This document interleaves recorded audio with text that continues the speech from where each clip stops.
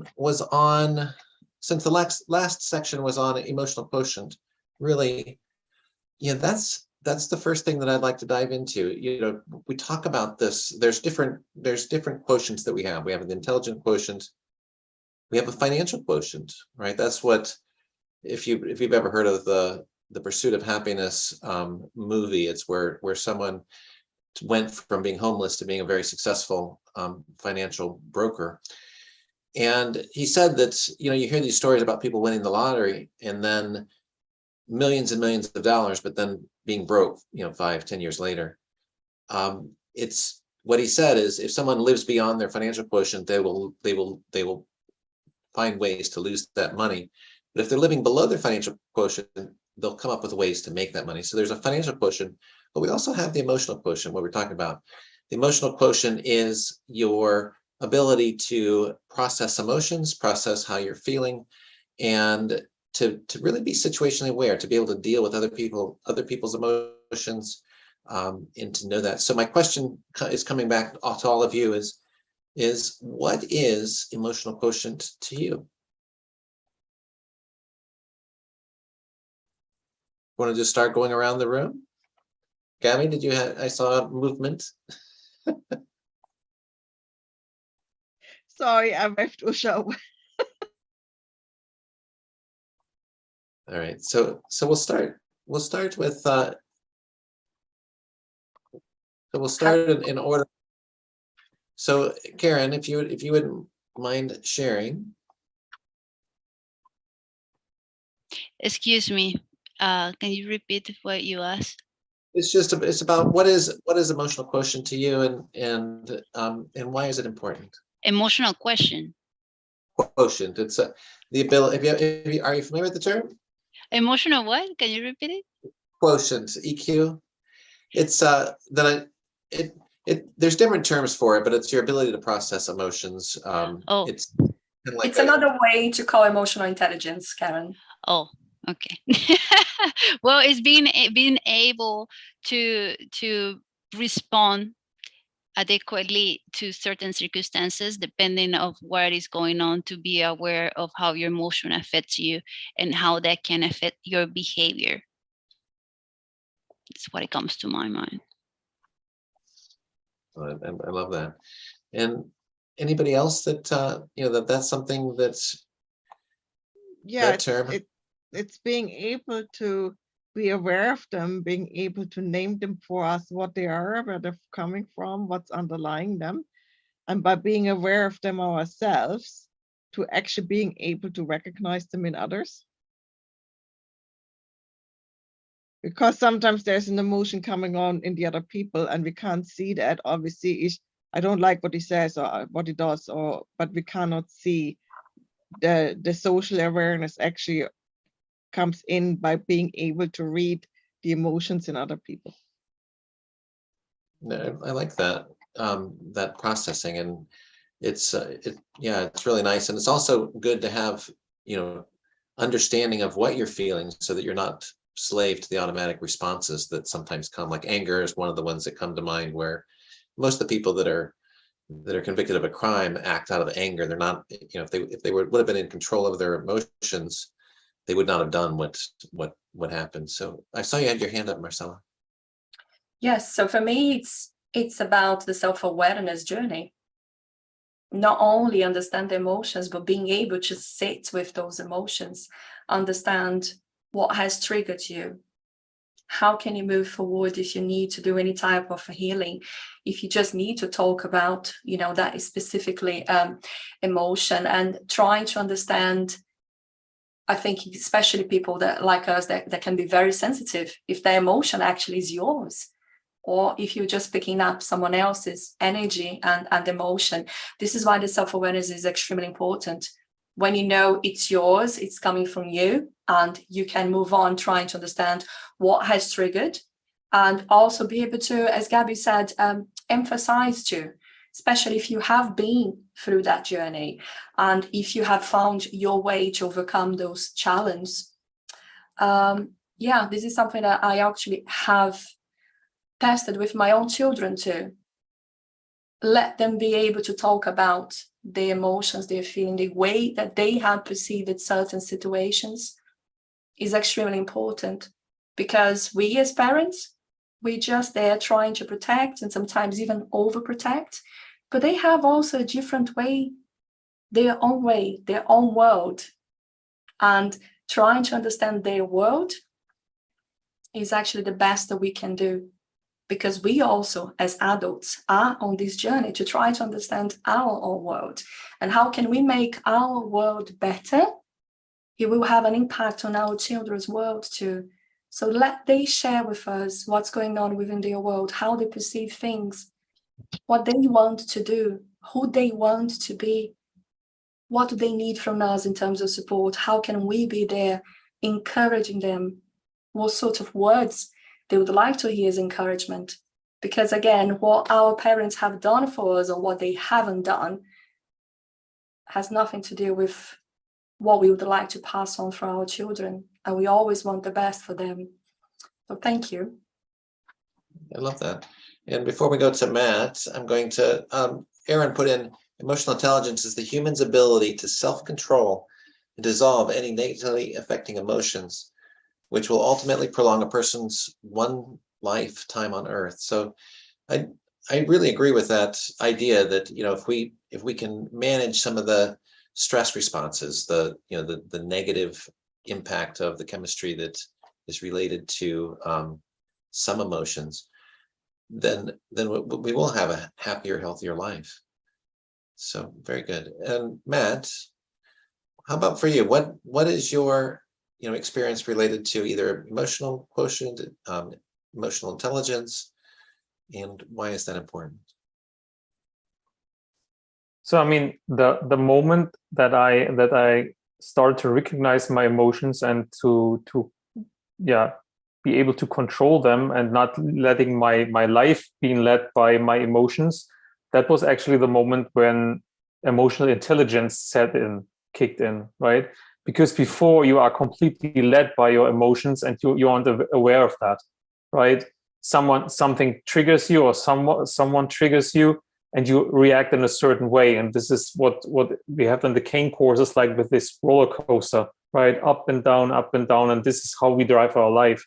But once we recognize our emotions and we can process them and can say, okay, it comes because I want to protect my child. It has nothing to do with the lady who just yelled at my daughter, and I had that last week. So it has nothing to do with that lady. It's just me having the feeling of I have to protect my daughter. And when I can process that, so this is for me the moment when I start to be emotionally intelligent. That's a wonderful awareness. The experience that I had as well is when you step onto that self-awareness journey, when you actually start asking yourself the question. And for myself, it was asking myself, well, what am I feeling? What does it feel like? And I do have an emotional. It's really an emotional intelligence journal. It's a way to dive in and to describe what it is that you're actually experiencing, because there's such nuances, subtleties of what you are feeling. So the anger can go anything from being irritated to full anger, full rage, and so there can be different responses for all those things. And so on the self-awareness journey, is just first of it is like, okay, what are you feeling? Where are you feeling it in your body? What does it feel like? What is the experience that you're actually experiencing? And then the next one would be, well, why are you feeling that? What is the belief system? What is the structure behind that? So it's a really nice way to understand what the experience is that you are actually experiencing.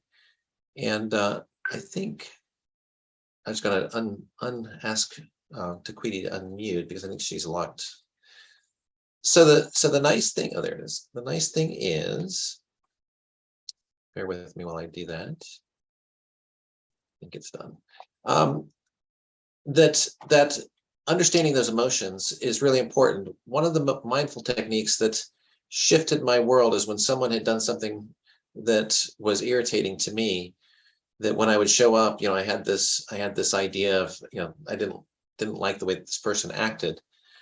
And the moment that you use mindfulness to clear out that emotion, it's almost like the perfect form of true forgiveness, because since there's no emotional connection with the past, right, and you're just allowing that person to be there, they can even do things that would normally be irritating or would trigger you, but there's no trigger, because it's like you just say, well, that's odd behavior, but it doesn't have that effect of manipulating you. And that's the thing that we notice, is when you actually raise on that emotional intelligence scale, you can actually stop responding to what would be normally a manipulative tactic. So thank you so much.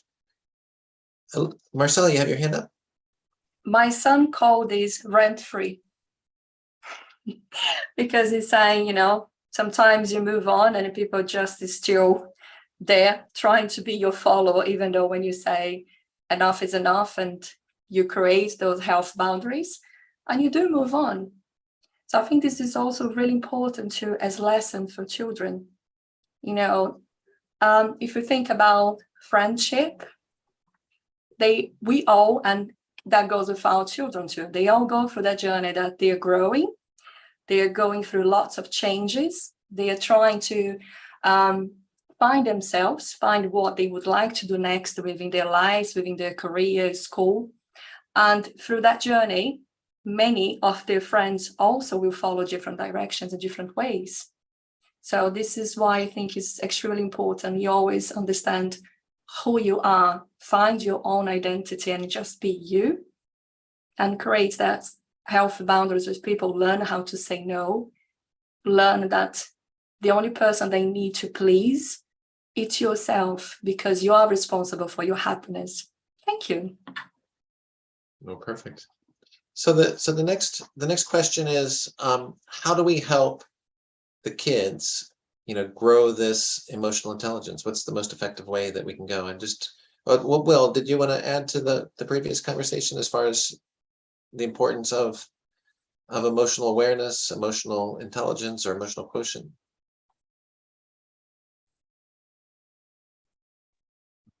Well, I think being able to identify our emotions and be able to express them in whatever situation we are, and accept that sometimes our emotions can make us react in react in ways that are not suitable to that situation. So being able to understand them, and going into what Stephen just said then, for our children, is getting them to understand what the emotion is at the time that they're actually feeling and experiencing.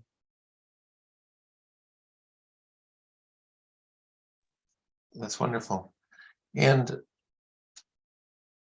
thank you for sharing that. I think that's quite important. So Karen, you had your hand up.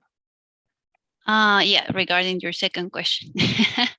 That was part of what I was talking in my presentation, right, about emotional literacy, to teach the kids about emotion, that it's okay to feel emotions, that to teach them to not suppress them, right? Because sometimes people tend to tell kids, no, don't cry, don't do this, why you're sad. It's an emotion and you have to let it be, right? And then how to recognize those emotions in others, right? So they can be more empathetic with other kids or even adults, right? Nowadays, I have seen in social media a lot of ways that people have been finding to teach kids about emotion. They draw faces and they ask them, which emotion, how do you feel now? So through faces, they will say, oh, like this, like I'm sad, when they are little, like a 1 year old.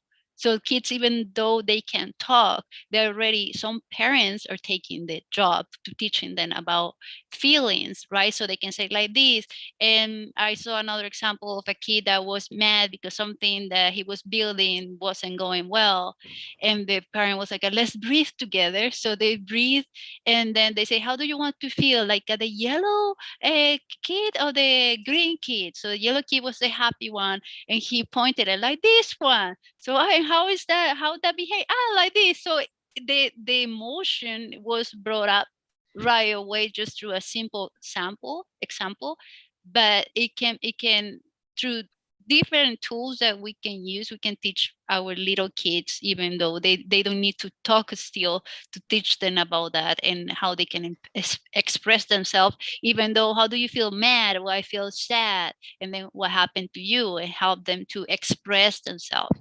And that is okay to communicate the way that they're feeling, and it's okay to feel sad sometimes, and it's okay to feel mad, and it's super to feel happy too, because we tend to celebrate all the good, but we don't tend to celebrate the bad. So when they're feeling in some kind of a negative emotion, they try to hide, because that's not what society celebrates.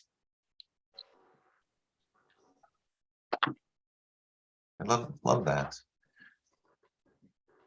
And Matt, you had your hand up next. Yeah, I mean, Karen covered almost all of what I wanted to say.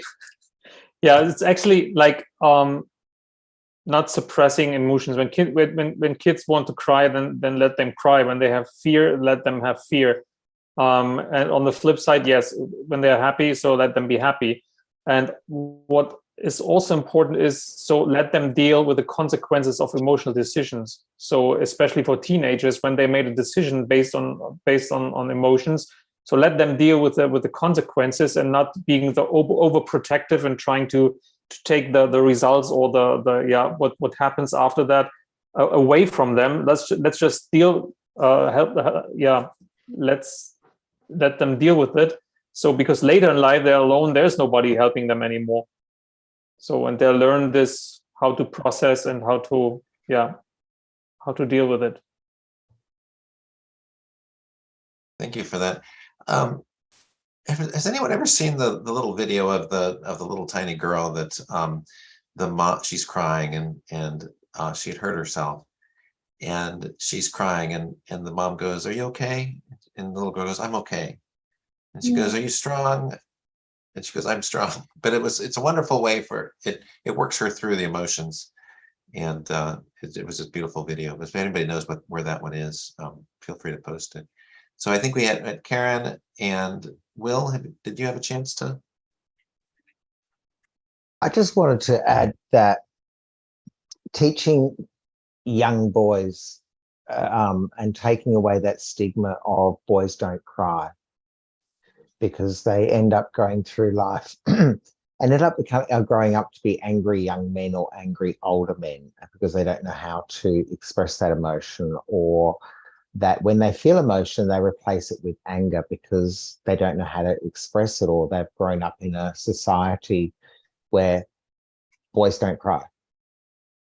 And that's just it. And if I was taught as a young child it was okay to cry, I probably would have been far more emotionally intelligent through my 20s and my 30s, even right into my 50s, where I had to get my head around what emotions were and what I was feeling. And it wasn't anger, it was just pure emotion. That's really important, especially since, we've taken on the task of, sharing positive modern applied psychology, the mental wellness part of mental health. And it makes me wonder that how much of that suppressed emotion is related to the higher rates of, heart attack and cardiovascular disease and things like that. So Bernard Cates, who is a wonderful leadership coach, talks about, he also runs a men's group, and he talks about that if you would throw the question out about emotions to a group of men, there's blank faces, right? The discussion doesn't even know where to begin. But you throw out the question, like, what is a man? And it's like, okay, now that one question will hold the conversation for 2 hours. The idea is that the talk about emotions is something that is important, because whether people acknowledge how they feel about it or not, it does have very specific effects on our health, on our career, on our success in life. And that's one of the areas dealing with those emotions are the things that we can make the biggest impact as far as increasing the quality of life for people that are struggling. So Gabby, you've got your hand up, and then Daquiti, and then Lucia. Well, I think what would be really important is taking a shift in perspective when it comes to emotions and feelings, and actually stop labeling them. Because emotions are labeled. There are good emotions and there are bad emotions. And I think that's a bad start. Because if something is bad, we don't want it, and we're told we have to get rid of it. Right? But you can't get rid of any emotion because they're all part of us. Life isn't plain sailing. You know, there is storms coming along, and you will experience emotions you don't like. I'm not saying you have to like all emotions. So, but yeah, they're us. That's being human. So if you're sad, it's okay, right? And not to get hooked by them, and then desperately trying to get rid of them. So you start fighting against the bad, what you consider as a bad emotions. You shouldn't have them. That's where the whole trouble starts, because if we accept them as they are, and usually bad emotion comes along when some need of yours isn't met. You get angry because some need isn't met, right? The other person doesn't do what you want to do, right? You know, so if needs aren't met, we let's learn how to deal with that. And emotions come, and that's where mindfulness come in, because if you just see emotions as what they are, then they're like the clouds. They come, they go in their own good time. And that's what they do. If you don't get hooked by them, they go. And a good emotion comes back, what we label as a good emotion, or an emotion we prefer, right? And that's what we do. I mean, if I would go and tell you all now, oh, I feel brilliant. I'm absolutely super. I feel so good. I think I go to the doctor and get myself a pill for it. You would say you're mad, right? But what we do when we have sad emotions and it's hard and life is difficult, we get hooked by them. And then we go to the doctor and then get an antidepressant. So I think that's a really, really important start, to actually stop labeling emotions as good and bad. It's being human. Simple as that. I love that idea, and I'm wondering if it would be more helpful to say, does this emotion serve me, and then where did I learn it from? You know, is it modeled? I noticed that even in my own world, my grandson did something and it triggered me, and I thought, and I responded, and I thought, oh my gosh, I responded exactly like my father would. And it's like we realize that we repeat behaviors because we just do it automatically. So it's a wonderful growing experience. Daquiti, go ahead. Okay, this was a great summit. I really enjoyed everybody's trainings and their speeches and everything of that sort. What I did want to bring out is about the emotions and about feelings. We are emotional creatures. I don't believe that there's good and bad in feelings. I just believe that there's feelings. I do know that there's some feelings that are hurtful and some that feel good. So what I did was years and years ago, during my process of learning and educating, I raised my children on this book. This was one of the books that I used in my homeschool training. And it's this book right here. And it's called How You Feel Is Up to You. And it has worksheets. It has a 5-step plan in here. And it tells you the 5 principles for choosing feelings. And I'm going to be brief, but it says one thing you want to do is first, accept your feelings and yourself. The second, live in the present, get past your past. Third, recognize the purpose of your unpleasant feeling or emotion.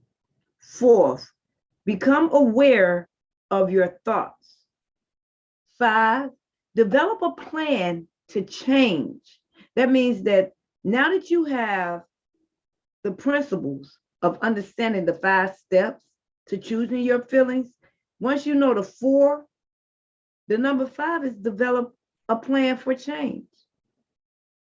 I'm part of ecology, a family that tells us, that our teacher tells us that people don't change to their desire to change. become greater than their desire to stay the same. That's what number 5 teaches us, to develop a plan for change.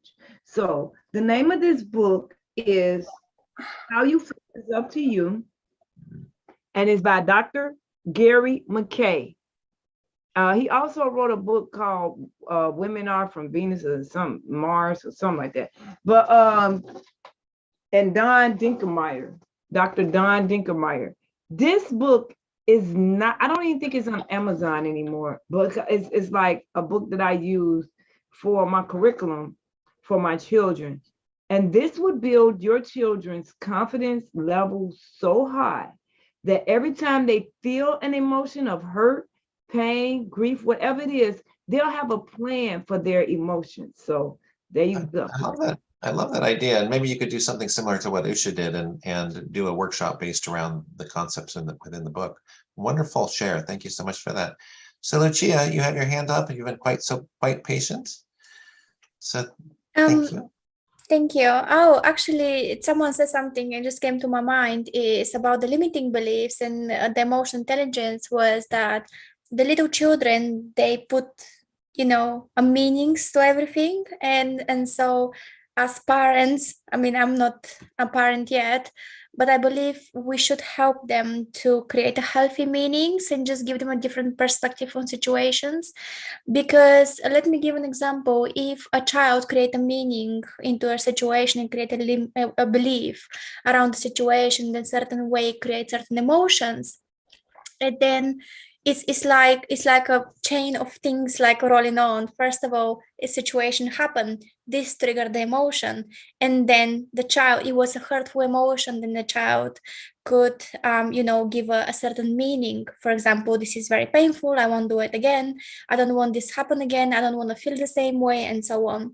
And so by helping them to see a different perspective and don't assign a meaning to the situation or be so assertive, giving a meaning to the situation as well, explaining them the emotions and how they can deal with them and everything like this, it actually you prevent you prevent in the future those adults to own their voices, because when they become adults, they'll have an opinion and they will own their voice, because first of all they will know that this situation feels uncomfortable, why it feels uncomfortable. So they have kind of a plan, like the Quotient says. They can have a plan how to deal with the situation, with the emotions, and they know why this doesn't feel right, which is so important.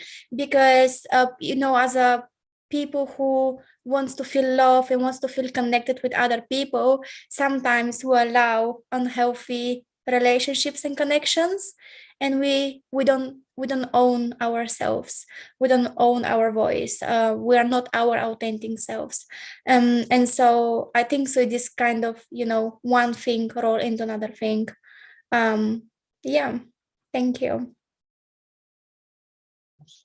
I really enjoyed that share, because it's important, especially for the people that have, we're talking about highly sensitive people that have, difficulty with certain emotions. This is where sometimes, alternate things come in, like alcohol use, drug use, even movies. Sometimes it's positive, like exercise, work, things like that, where, society views that as a more positive way to distract yourself from those emotions. But it's, knowing those responses is really important. So thank you for sharing that. Karen, you have your hand up. Yeah, just a comment, well, 3 comments about emotion is I understand what you were saying about giving freedom to the kids, but also we have to pay attention to the kind of things that they're seeing, especially cartoons. One example is my niece. She was acting really weird and she was in really bad mood, and I didn't understand from where she learned that, because nobody in the house was like that.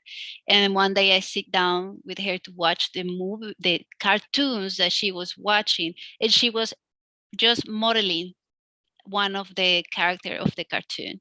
So in that case, like lock that channel so she can have access to it, and show it her all other kind of cartoons that are more helpful and can teach her actually something.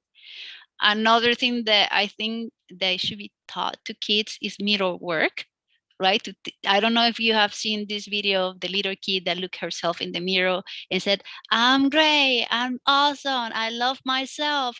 Those things, it has to be taught to kids, because if you feel motivated, you feel loved, you feel energized, self-confident when you said that to yourself, because nobody taught us to look ourselves in the mirror. And if you haven't done it before, look yourself in the mirror today and tell yourself, "I love you," 3 times, and and feel how you feel.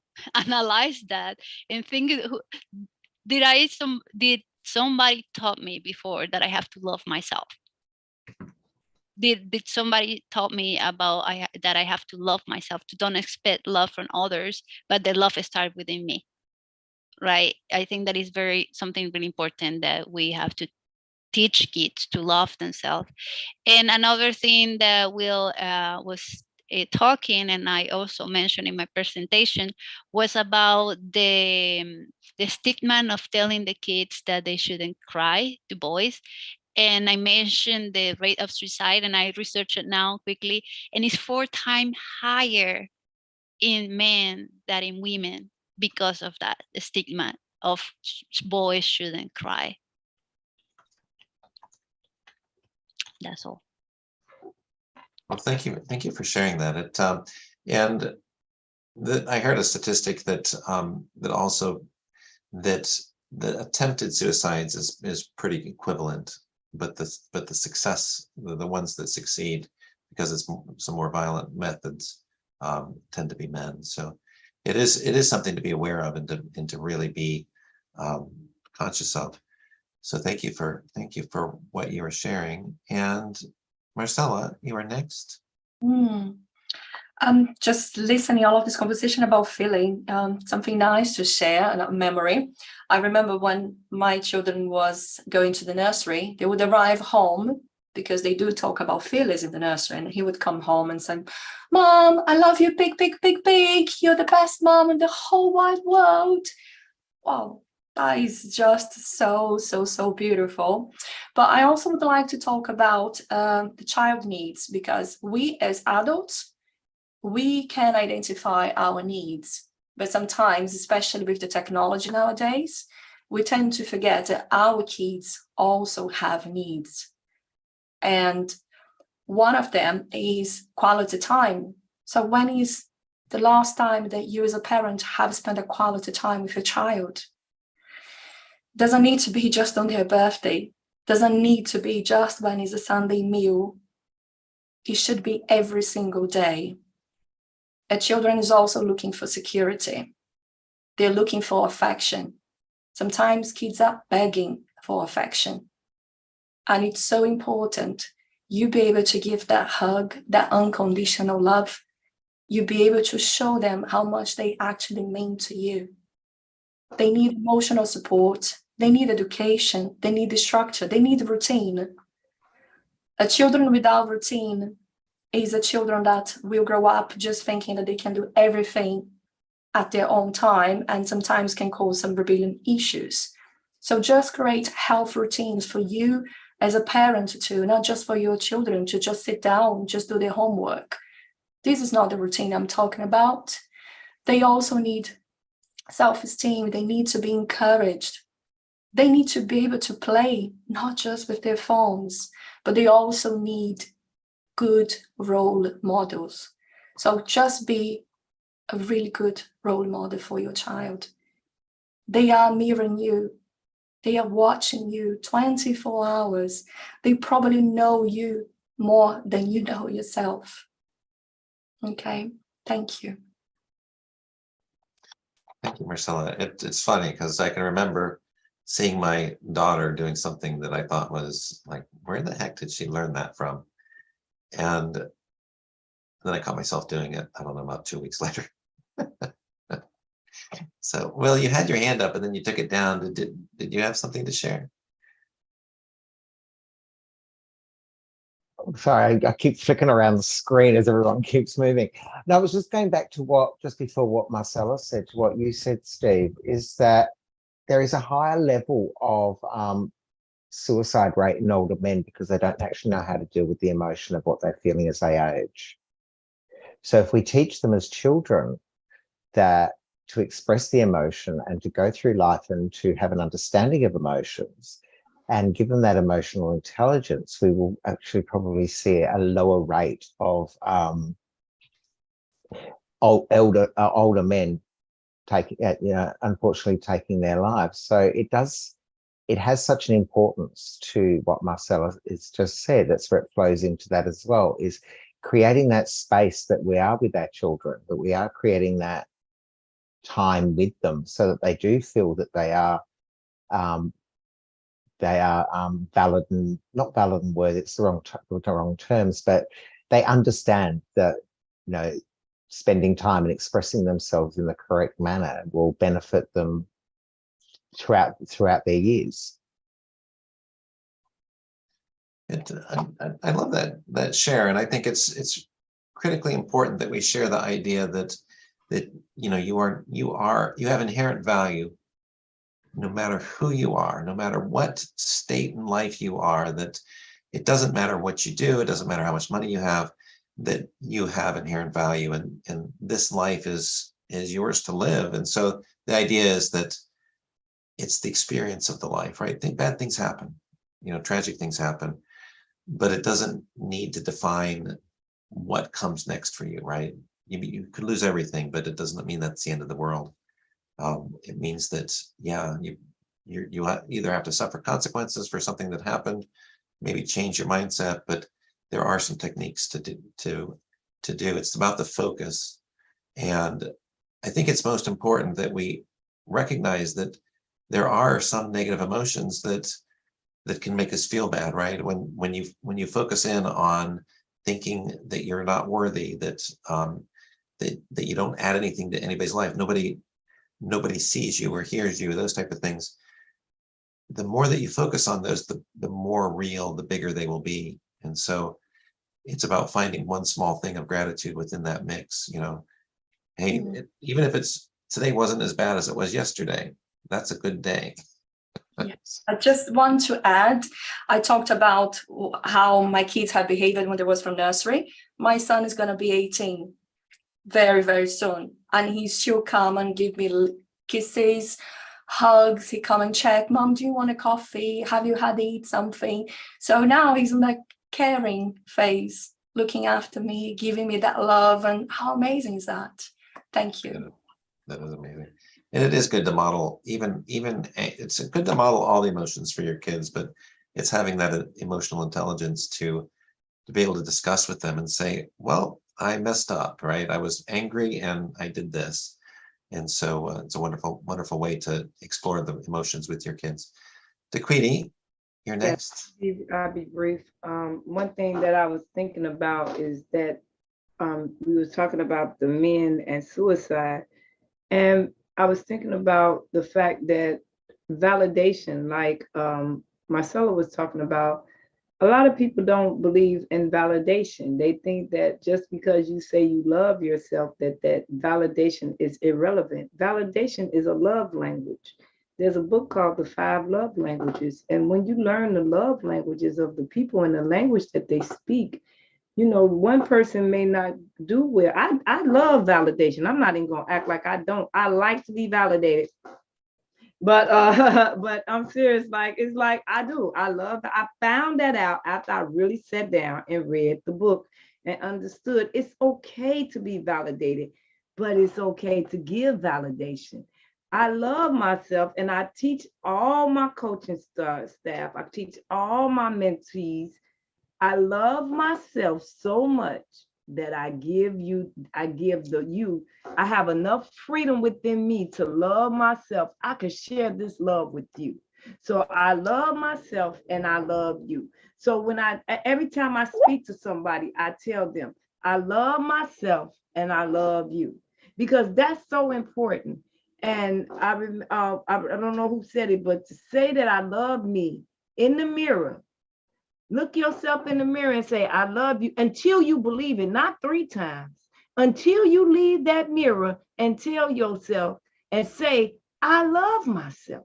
I don't care what you do. Every day I tell myself, I look in the mirror when I get up, I love you, I love you, I love you. So you gotta get, and that's my validation for me. So that is so important. And when I thought about that, when you said about the men who commit suicide, I got 30 seconds. When the men who commit suicide, we gotta stop making it, feel like that it's okay. It's Manny who got the most women. I got the most men. I got, we got to stop making it seem like it's okay to suppress those feelings. It's okay. It's not okay. It doesn't mean that you're gay because you express your feelings. It doesn't mean that you less of a man because your feelings. For that, Wait, we've got about 4 minutes left, and we have 3 more people. That's what I said. Yeah, but I just wanted to say that because I really appreciate you bringing up that valid point, being that I'm raising 2 young grandsons, and that's so important. That's so important. Thank you so much. Thank you so much for that share. And Lucia, please, we've got you, then Karen, and then Gabby, and that'll be about the time that we have. So thank you so much. The back of everything we said, I'm gonna be very quick, is the competition. It's like an unhealthy competition between, when we talk about education and everything. Something what education felt for me is it's not enough teamwork, more competition, which the competition who is better on the exams and stuff like this actually brings tension in a personal kind of level between the kids and then as adults. And so when we talk about having a problem as adults and not being able to express ourselves, what if we have people on our team? What if we see people not as my father, my mom, I cannot talk to them, or my friends, they don't deserve to know my problems, or why should I bother anyone? If we have the mindset, we work together as a team, and not only me and you, but I have a team of 3 people around me. It can be only 5 people around me, doesn't matter. You see people around you as a team, then you will be able to share, and then you will be able to get support on time before it's too late. Just this is what I wanted to say. Oh, thank you for that share, Lucia. You're right. That is critically important, and I think having these discussions is a wonderful way to expand upon the knowledge. So thank you for what you shared. Karen, you're next. Well, thank you everybody for this amazing day. I just wanted to compliment a little bit what Takiti says. Yes, regarding the mirror work, until you believe it. And if it's hard for you to say, I love myself, say, I'm willing to love myself. And then when you feel comfortable with that one, you start to, I love myself. There is a great book by Louise Hay. I have a challenge on my YouTube channel, but it's in Spanish, that you go through 21 days to love yourself. And after you do that work, it's amazing. So I'm sure that exists also in English because I translate it. So somebody might have it online, and I will highly recommend that you guys to do that challenge. Another thing that I wanted to say quickly was that Gabby, when she was talking, she said that let big kids also to be a role model. And that reminds me of the story of 2 kids. I was at my boss' house, and her daughter, she's like 5, and her little brother is 2 years old. And he wanted to play with her, but he didn't know how to play, putting like those rings inside of a ball, inside of a stick. And he would cry. And I said, what is going on? So she said, I don't want to play with him because he doesn't know how to do that. And I said, well, let's teach him.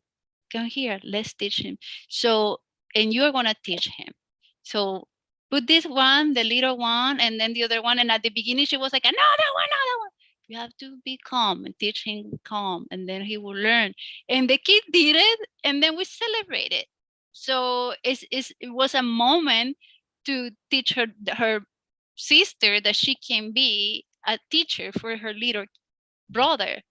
And she felt proud of it, because it's like, okay, you see, you just have to be kind and patient with your brother, and then they can play together. So that's wonderful. And Thank one of my you. coaching clients had a difficulty with their child, and it's wonderful to see that kind of growth where the kids not only learn emotions, but the biggest change usually comes in with the way that the parents respond. So it's getting that own parental modeling down has wonderful effects on the kids, and so it's just an opportunity to learn. So Gabby, thank you for being so patient.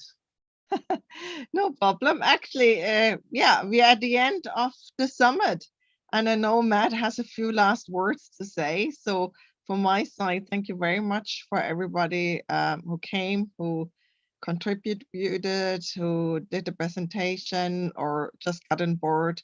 Really, you know, discussing this huge subject. And the wonderful moment for me is that we started this morning with the idea of, you know, how can we start a ripple effect small to do changes, and a kind of like a grassroots change of the status quo. And to do this, we need to be role models. And then this discussion in the end here brought it so nicely together to the point where Marcella said to be a role model, and she wasn't even there this morning. So it's just nice how it just felt so beautiful, and brought it so beautiful together. And that's all I wanted to say, because it feels really like we started this morning and it came all to conclusion, like a lovely little circle at the end. So thank you very much. And I give you over to Matt. Yeah, thank you, everybody. Guys, that was a wonderful day. So, and I like to come when we are at the end. I like to come back to the beginning, and so we kicked this thing off, and we wanted to present and discuss approaches to equip parents. And I raised 3 questions: what is our responsibility? What can we do to make a difference? And finally, how can we support our children on their unique learning journey? And I would like to raise the second question: what can we do to make a difference? And just go around the room and ask you, with the knowledge you earned today and you heard today and the talks, so what can we do to make a difference? And I'd like to go around the room, and okay, Gabi was just now. Marcella, would you go first? I like to say to people, be you, be brave, be love, and you're going to be the best role model ever. Just being yourself, just being the love, and just being brave to be you. Thank you. Thank you, Marcella. Sorry, Karen, you're next on my list. Well, everything starts with ourselves, right? To work on ourselves, those things that we know that we have to improve in order to influence better our children, and not just stay with what we do at home, but maybe if we can bring these kind of activities to schools, right? To teachers, to parents' communities, that will be an support that we can do to the community, to not only stay at home, but also how we can influence more than we can, that we did before, because now we have internet, so we can go to different kind of the world. Like now there are people here from Brazil, London, United States, I don't know from where Will is, but from Ireland, and everywhere in the world. So why, if we have that access, why not to use it? Thank you, Karen. Stephen. So kind of mimicking what Karen said and Marcella, that change starts within. It's becoming self-aware. It's asking yourself, what am I modeling, right? So it's not asking our kids to do something, but to actually model it for them and to teach them, not expecting them to know everything, but to take small steps to let them recognize what's right, what works for them, what emotions they're feeling. But I do like this idea of raising awareness in a larger scale of making a difference within possibly the schools or with other teachers or with other parents, things like that. So thank you. Thank you, Stephen. Lucia. Just one sentence. You're never too old and it's never too late to start making changes. My own experience. Thank you. Thank you. Takriti. Give children the ability to be free. Give them the ability to be free to express themselves. Do not hold them in a box and don't let them be led in a crab mentality. Let children be children that are little humans. Wonderful. Thank you. Will. Be the role model that our children need us to be. Leading by example. Boys, showing them that it's letting them know it's okay to cry. Girls, you don't need to be super girly. You don't have to fit the society norms. Be who you are. Lead by example. Be our children's role models. Thank you, Will. And Gabi. Did somebody write all these gold nuggets down? It's recorded. So I cannot add really anything to it because you said it all. Be yourself, be a role model. Don't be afraid to show your true self, warts and all, failures, your imperfections, because that's what we are as human being, and that we can learn from everything we do. So yeah, thank you.